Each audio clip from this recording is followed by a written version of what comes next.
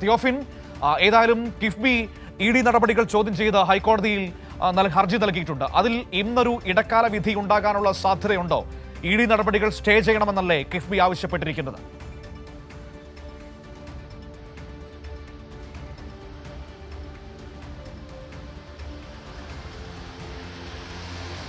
Manu, KIIFB masala bond വിഷയവുമായി ബന്ധപ്പെട്ട E D നടപടികൾ, ഇ ഡി നൽകിയ നോട്ടീസ് ഇതുൾപ്പെടെ ചോദ്യം ചെയ്താണ് കിഫ്ബി ഹർജി സമർപ്പിച്ചിട്ടുള്ളത്.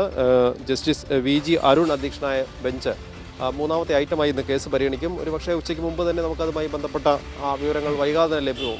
കോടതി കൂടിക്കഴിഞ്ഞാൽ തന്നെ അധികം സമയമെടുക്കില്ല എന്നാണ് കരുതുന്നത്. ഒരു ഇടക്കാല ഉത്തരവിനുള്ള സാധ്യത നമ്മൾ ഈ വിഷയത്തിൽ കണക്കാക്കുന്നുണ്ട്. എന്ത് തന്നെയാണെങ്കിലും ഇടക്കാല ഉത്തരവ് പുറപ്പെടുവിക്കാനുള്ള ഒരു സാധ്യതയാണുള്ളത്.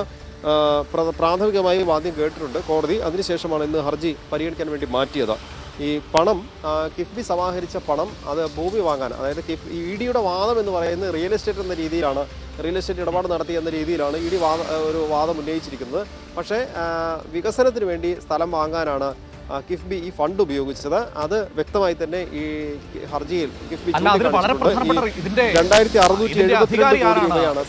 ഇപ്പോൾ റിയൽ എസ്റ്റേറ്റ് എന്നാണല്ലോ കിഫ്ബി പറയുന്നത്. യഥാർത്ഥത്തിൽ മസാല ബോർഡിന്റെ അധികാരി എന്ന് പറയുന്നത് റിസർവ് ബാങ്ക് ആണ്. ആ റിസർവ് ബാങ്കിന്റെ 2019 സർക്കുലറിൽ പറയുന്നുണ്ട്, ഇൻഫ്രാസ്ട്രക്ചറിന് വേണ്ടി സ്ഥലം ഏറ്റെടുക്കുന്നത് റിയൽ എസ്റ്റേറ്റിന്റെ പരിധിയിൽ വരില്ല എന്ന് പറയുന്നുണ്ട്. എന്നിട്ടും അങ്ങനെയുള്ള നിയമാവലികൾ റിസർവ് ബാങ്ക് പുറത്തിറക്കിയിട്ടുമാണ് കിഫ്ബിക്കെതിരെ ഇ ഡി ഈ പറയുന്ന നോട്ടീസുമായി ഇറങ്ങിയിരിക്കുന്നത്.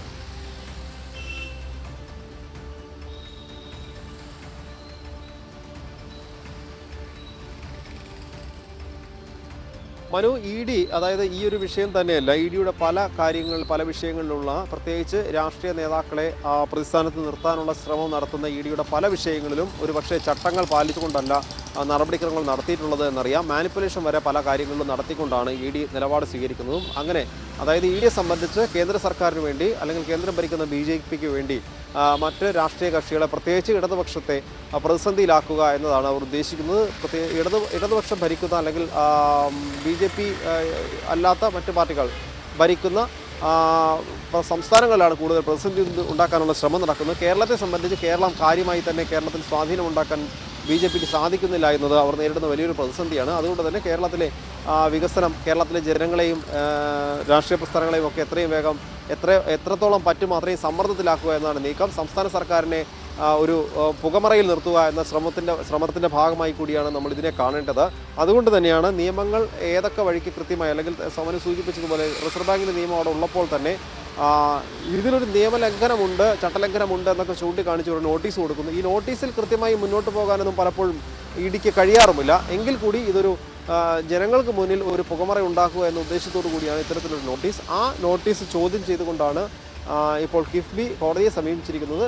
ഈ നടപടി ഹർജിയിൽ തീരുമാനമുണ്ടാകുന്നതുവരെ ഇ ഡിയുടെ നടപടികൾ തടയണം എന്നാണ് പ്രധാനമായും കിഫ്ബിയുടെ ആവശ്യം. ആ ആവശ്യം ഉന്നയിച്ചുകൊണ്ടുള്ള ഹർജിയിൽ അത് നേരത്തെ വിശദമായ വാദം കേട്ടു. അതിൽ നിന്ന് ഇടക്കാല ഉത്തരവിനാണ് സാധ്യത. നമ്മളത് പ്രതീക്ഷിക്കുന്നുമുണ്ട്.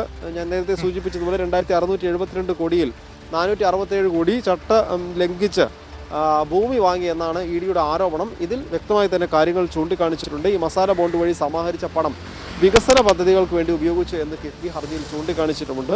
എന്തായാലും ഇ ഡിയുടെ അത് തന്നെയുമല്ല, ഇ ഡിയുടെ ഈ കണ്ടെത്തൽ അല്ലെങ്കിൽ ഇ ഡി ഉന്നയിക്കുന്ന ആരോപണം ശരിയല്ല എന്ന് കിഫ്ബി ഈ ഹർജിയിൽ വാദം ഉന്നയിച്ചിട്ടുണ്ട്. ഈ വിഷയത്തിൽ എന്തായാലും ഒരു അനുകൂലമായ ഒരു ഇടക്കാല വിധിയാണ് പ്രതീക്ഷിക്കുന്നത്. ഇന്ന് ഇടക്കാല വിധി ഉണ്ടാകാനുള്ള ഒരു സാധ്യതയുണ്ട്. കാരണം വാദമല്ല ഇതിനകത്ത്, കഴിഞ്ഞ സാഹചര്യത്തിൽ ഇടക്കാല വിധി വരാനാണ് സാധ്യത കൂടുതൽ.